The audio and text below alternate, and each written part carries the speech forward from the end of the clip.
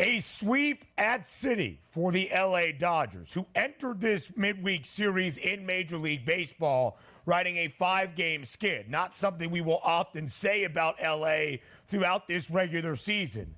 But on the other side, the New York Mets. And DRS, if yesterday's game, the third and final of a midweek set up in Queens at Citi Field between the Amazons and the Dodgers is emblematic of New York's season, it was on full display. Tied at 3-all entering the 8th inning. LA scores 6 in the top half of the 8th, including the second long ball of the day from Will Smith. A Shohei Ohtani 2-run shot. He had 3 RBIs yesterday against New York.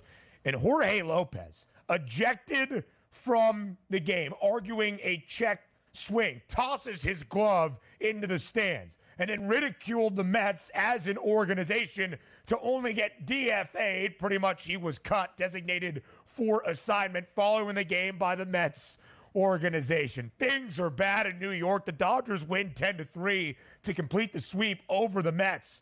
But New York now has lost 15 of its last 19 games, and things are bad up in Queens.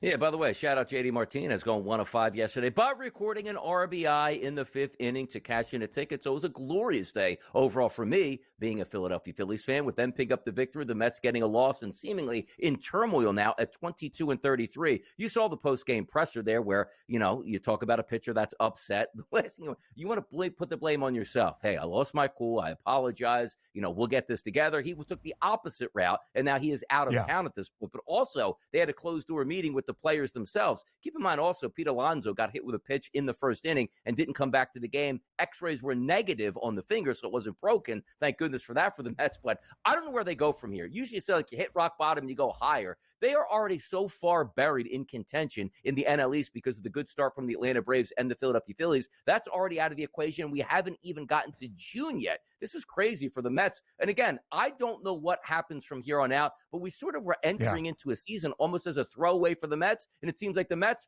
throwing the season away and gloves apparently into the stands.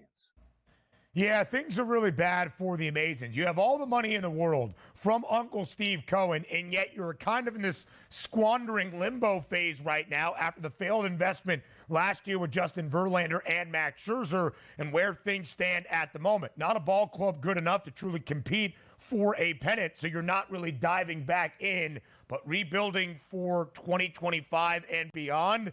Going to be a tough rest of the summer in New York. World Series rematch continues yesterday in Arlington. Some day baseball between the Rangers and the Diamondbacks. And much like the World Series, Texas continues to have the number of Arizona. The Rangers win the second game of this set 6-1 as a minus 136 home money line favorite. A total of 8.5 does stay under. And Corey Seager is lights out right now. 2-run home run for Texas yesterday in the home half of the 5th. His 8th long ball DRS in as many games. 8 home runs in 8 games for the Rangers. They beat the D-backs yesterday 6-1.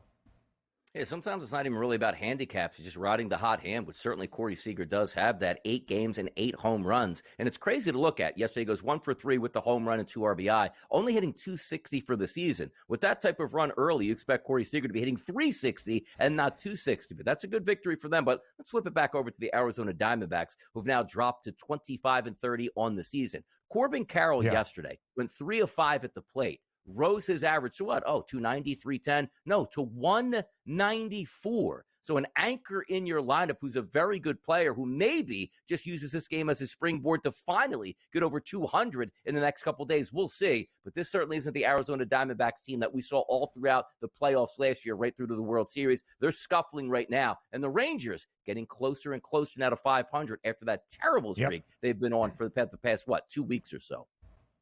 Yeah, absolutely. So the Rangers enter this series losers of 10 of their last 13 games. Now they have rattled off 2 wins in the World Series rematch against the Arizona Diamondbacks. That a short set. this week. So as we keep it rolling around MLB, we go up to Seattle. Late night between these two divisional foes in the American League West, the Mariners and the Astros. Great pitching performance as expected with a total pregame of 7. Between the Astros and the Mariners, Justin Verlander on one side for Houston. 7 innings of work, only 3 hits, only allowed a single earned run, 9 Ks. George Kirby on the other side, only a single earned run, 8 strikeouts. But it was J.P. Crawford in extras winning it for Seattle. A walk-off RBI sac fly as the Mariners beat the Astros once again.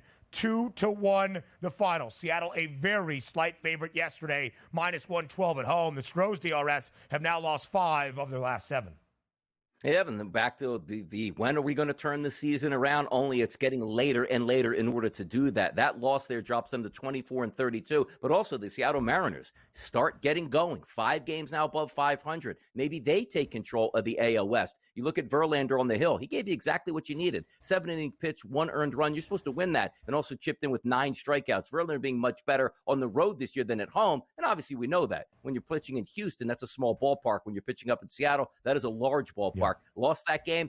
Is it time? Is the fork coming out to stick it in the Houston Astros just yet, Ben? Are we ready to do that? Or are we still holding out hope? It's a long summer. And yeah, how long is the summer going to be?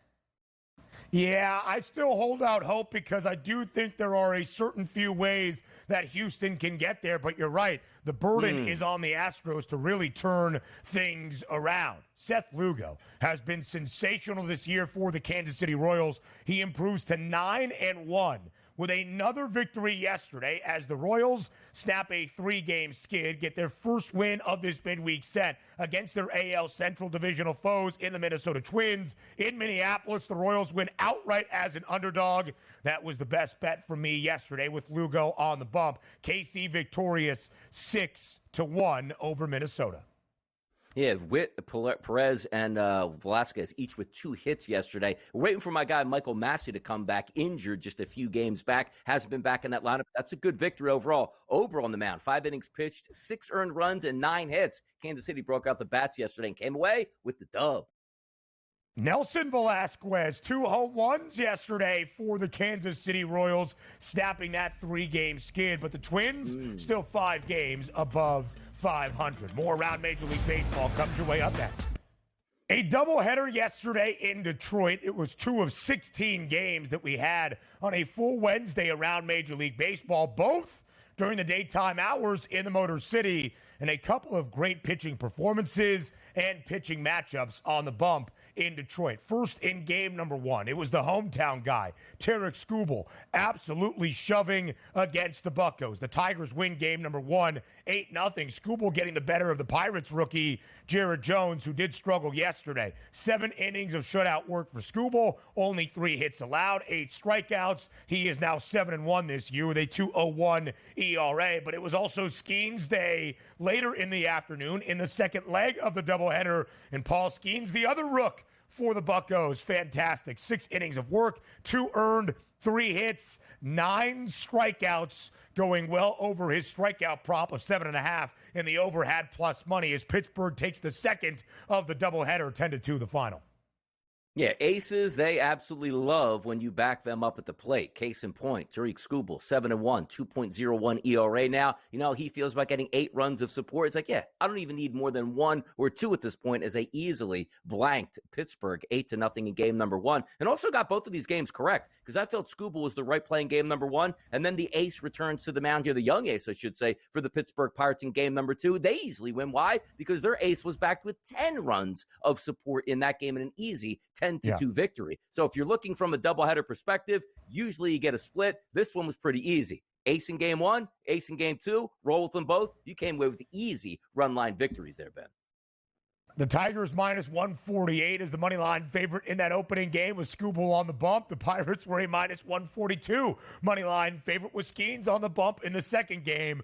Both of those money line favored numbers do cash. First game's total was 6.5. Detroit went over that by themselves behind a shutout performance for Tarik Skubal. We maybe thought there would be a shutout performance for one Shota Iminaga on the road in Milwaukee yesterday, But as Mark Zinno correctly predicted on the show on TEL on a Wednesday, Iminaga's worst start in his MLB career with the Cubbies. Only a 4 1/3, eight hits allowed, 7 earned runs for Shota Iminaga, his first loss of his MLB career. He is now 5-1, and with an ERA that entered yesterday at 0.84, it's now up to 1.86 as the Brewers plate 10. Christian Yelich, 3 RBIs. Willy Adames, 3 ribs as well, as Milwaukee wins 10-6.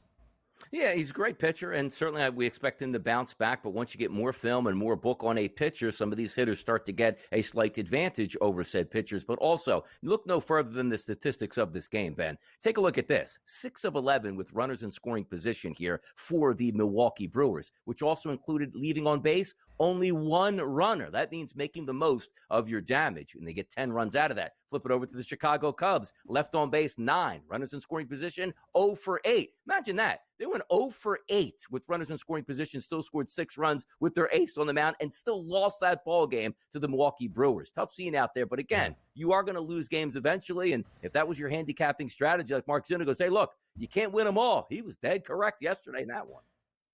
And the Brewers are really hot right now at the dish as well. When you look at the National League Central standings, Milwaukee, the only team above 500, 32-23. St. Louis playing good baseball. They're an even 500 now, 27-27. They beat the Reds yesterday in Cincinnati. The Cubs an even 500 as well, 28-28. That means the Brew Crew, 4.5-game lead for the top spot in the National League Central. It also means I'm going back in on Shota Iminaga in his next start. The Cubbies 8-2 this year in the 10 starts Shota has made on the bump, and he remains the National League Rookie of the Year favorite. But the gap between him and Paul Skenes tightening ever so slightly. Iminaga, odds on minus money favorite entering yesterday's start. Now even money plus 100. Skenes second best price in front of Yamamoto for the Dodgers, plus 380 on Pittsburgh's Paul.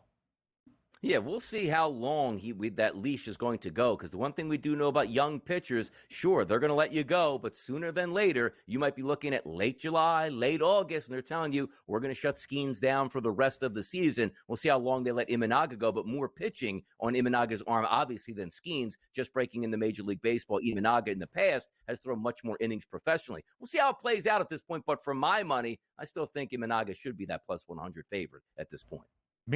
Yeah, absolutely so. I think Shota Iminaga is going to contend for the National League Cy Young, let alone Rookie of the Year. I agree with the point, DRS. I certainly do.